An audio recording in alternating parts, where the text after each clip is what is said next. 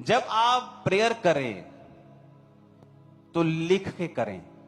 पहला पॉइंट, बच्चों के लिए प्रेयर। फिर उस प्रेयर को किस वचन से करना है वो सीखो, कि कहां बच्चों का वचन लिखा है।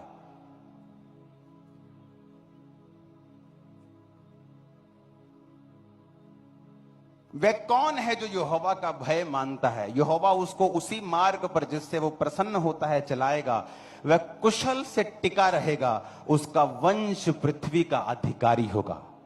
ये वो लाइन है जो मैं अपने बच्चों के लिए करता हूं वचन से।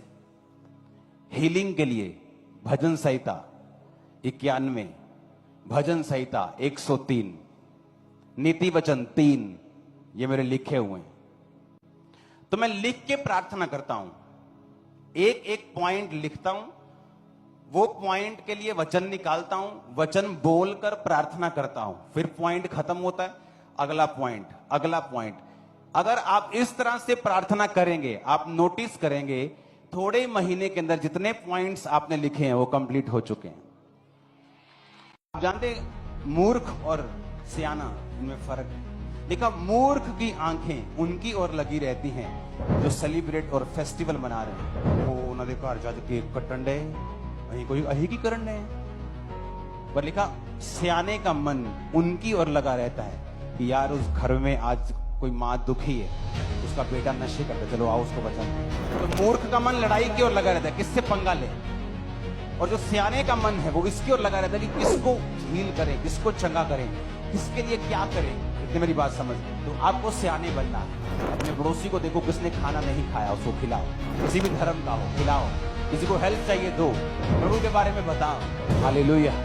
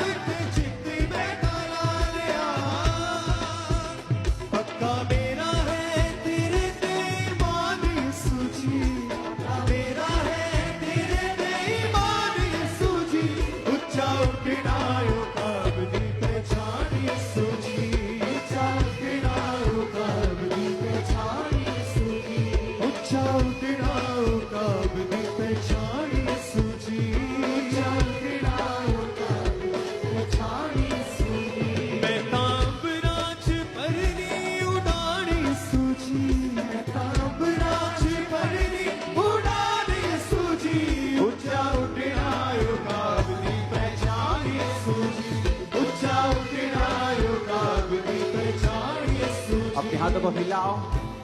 परमेश्वर कहता तू मैनू नहीं चुनिया, तू चर्च नहीं आया, तू मैनू कबूल नहीं किया, मैं तेनू चर्च बुलाया, मैं तेनू कबूल किया, मैं तेरे दया की इस वास्ते की कि तू फल लेके आए। मैं इस वास्ते तेनू चुनिया ते ठहराया।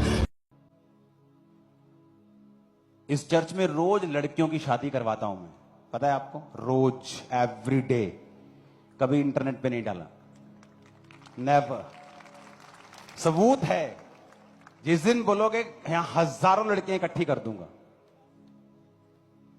फोटो है, सबूत है, सब कुछ है।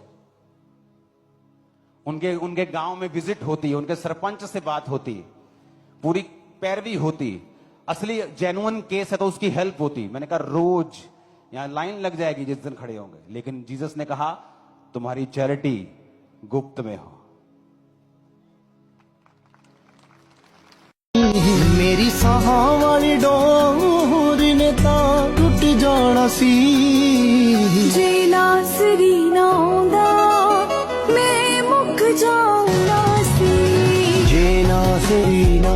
तुम्हारे अपने अधर्म के कामों के कारण तुम संघर्ष कर रहे हो, इसलिए मैंने कहा 90% ह्यूमन जो प्रॉब्लम्स हैं वो उसी की अपने अधर्म की वजह से और फेलियर की वजह से कि वो परमेश्वर के पीछे नहीं चल पा रहा, इस वजह से है।